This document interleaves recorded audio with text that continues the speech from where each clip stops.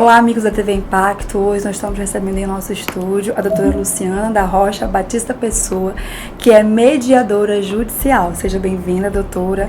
Então, você que está aí com alguma causa na justiça, eu te convido a acompanhar essa matéria que é muito interessante. Ainda te convido a marcar aí nos comentários uma pessoa que precisa dessa informação.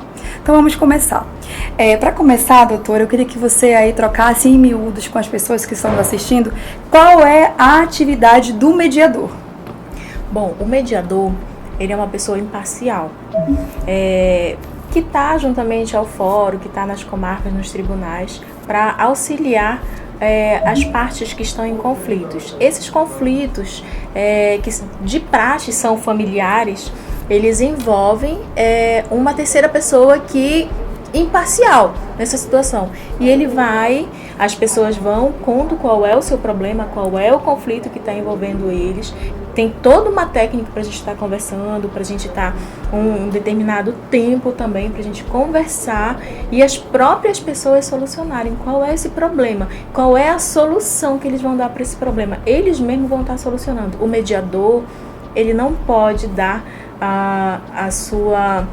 o seu palpite, ele não pode sugerir, ele apenas vai escutar a parte que demandou e a parte demandada e vai escutar ambas as partes em si e ao final ele vai mediar esse conflito e as próprias partes vão dar a solução para esse problema que os envolve. Acontece muito caso nos tribunais, nos sejusques em si, em que as pessoas vão, a parte demandante conta o seu problema dentro da sala, uma mesa redonda, que a gente sempre está numa mesa redonda ali, ela vai contar todo o seu problema e a outra parte não sabe o que está passando. Meu Deus. Não sabe. E fica sabendo ali naquele momento. E as próprias partes dão a solução naquele exato momento ali para o problema que os envolve. Porque a mediação, o principal objetivo dela é a escuta. Então, um vai escutar o outro. Eles só podem falar quando o outro terminar. Não entra em conflito. Não tem momento de conflito ali dentro da parte da mediação. Então, o mediador ele é para apaziguar, na verdade. Ele não vai resolver problema de ninguém, ele vai só escutar, vai mediar a conversa entre as partes para que elas próprias solucionem seu problema. Que interessante. E doutora, hoje para a gente ser um mediador, precisa de algum curso? Qual é a exigência? Sim, nós precisamos ter um curso, precisa de ter 2 anos de formação, formação acadêmica devidamente reconhecida pelo MEC, e após isso os tribunais normalmente eles fazem, juntamente com o NUPMEC, eles fazem o curso estabelecido de mediação.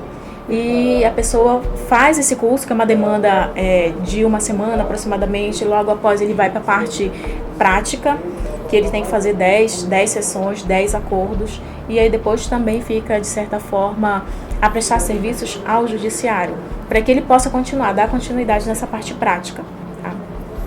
Entendi. Agora uma curiosidade. Quais são as causas que o mediador pode atuar?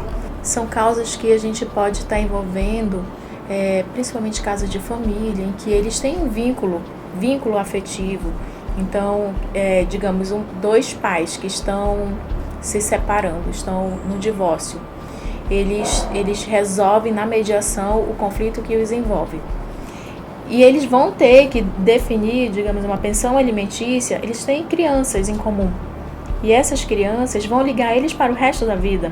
Não existe ex-pai, não existe ex-filha, eles vão estar ligados para sempre.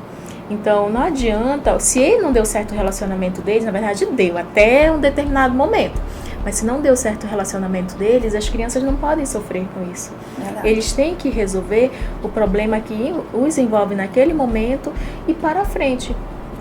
Tá? Então, é por isso que é o processo da mediação. Eles têm que olhar, naquele momento que eles estão conversando, que eles estão escutando um ao outro, eles vão decidir, olha, nós vamos resolver dessa forma, os nossos filhos vão ficar ou com a guarda da mãe ou com a guarda do pai. Normalmente a gente trabalha com guarda compartilhada, de praxes é a guarda compartilhada, e eles vão decidir para frente. A criança ficou doente, qual é o hospital que nós vamos levar? Qual é o medicamento que nós temos que comprar? Sempre pensando em nós, não só em si, né? Então é por isso que a mediação é bom, porque eles mesmos passam a decidir o problema que desenvolve, eles mesmos decidem, não é o mediador. Entendi. Aí, doutora, me surgiu assim uma dúvida agora. eu já ouvi falar sobre conciliação. Aí eu lhe pergunto, qual a diferença entre a conciliação e a mediação? Tem diferença, bastante diferença, né? A mediação é um conflito que tem vínculo, tá? Segue à frente, como eu expliquei ainda há pouco, né? Como eu mencionei. A conciliação não. A conciliação é um caso de um banco. Um banco negativou e aquela parte precisa resolver aquele problema naquele exato momento. Então ele chega ali, eles vão conciliar e não vai ter um vínculo para frente. Pode até ter, mas não tem um vínculo afetivo, não tem um vínculo fraternal, tá? O caso de vizinhos, eu posso colocar aqui, o caso de vizinhos. Os vizinhos também cabe mediação, porque serão vizinhos até um determinado período, ou então para sempre, né? E cabe uma mediação porque eles precisam estar conversando no conflito que os envolve, tá? Por isso que a mediação ela é essencial. A mediação não é de agora, ela está vigente no Código de Processo Civil de 2015, mas ela vem muito tempo antes, inclusive os processos anteriores islâmicos da China, todos eram envolvidos pela mediação, que eram conflitos normalmente familiares, em que um terceiro imparcial está ali só para mediar, não é para solucionar problemas de ninguém, é só para tentar mediar a situação. Entendi. Então, a mediação, ela continua. A conciliação termina ali naquele exato momento. Exatamente. Entendi. Aí, para finalizar, doutora, eu queria que você explicasse pra gente, assim, a vantagem que um processo tem em ter um mediador. O processo da mediação, ele é um processo mais célere, ele é um processo mais rápido. Então, assim, chega na mediação, ou mediação judicial. Na mediação judicial nós temos toda uma técnica da escuta, uma técnica de, enquanto um estiver falando, o outro só escuta. Nós podemos interromper aquela sessão, colocar em outro momento, se as partes assim decidirem. É o momento em que as partes, e sim, elas são as protagonistas da situação, as próprias partes. Tá?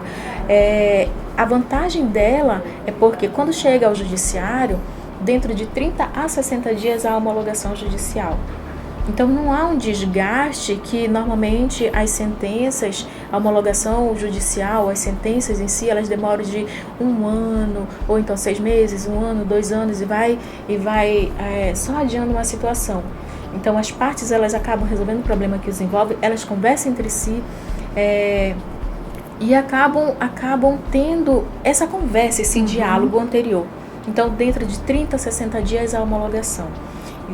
As partes em si mesmo podem estar decidindo. A imparcialidade do mediador, a imparcialidade das partes que estão ali envolvidas. O mediador ele nunca vai para o lado A nem para o lado B. Ele sempre fica imparcial. Tá? O sigilo. Tudo que é conversado dentro de uma sala de mediação também é sigiloso. O mediador ele não pode ir para o fórum, servir como testemunha e também não vai contar os casos que envolveu dentro daquela sala. Então, são casos assim que a gente pode estar observando. Nós temos inúmeras vantagens, mas essas eu acredito que são as principais para as partes em si, que eles podem estar observando para ir para uma sala de mediação. Entendi. Então é isso, eu quero agradecer a sua participação aqui, doutora. Então você que está aí passando por algum processo, como a doutora colocou, o mediador, ele ajuda, eu entendi e concluí que o mediador, ele te ajuda a alcançar ali muito mais rápido o resultado da audiência, porque ele vai apaziguar ali, aquele conflito que poderia passar por mais tempo, o mediador vem e te ajuda a solucionar mais rápido. Principalmente quando é um caso familiar, né, doutora? As partes em si que vão estar resolvendo. O mediador vai só ajudar ali. É tipo como se fosse um conselheiro? Não. Ele não ajuda. Ele não é um conselheiro, ele não pode dar conselhos, ele não pode... Ele é um ouvinte? Ele é um ouvinte. Só um ouvinte? Só um ouvinte para... solucionar. Entendi. O que as partes decidirem. Tá, para finalizar, eu queria saber o seguinte, o mediador, quando existe já um processo, a justiça já manda o mediador, então quando começa uma audiência, já existe um mediador ali na sala. Não é a parte que vai solicitar um mediador. Ele já vai estar lá.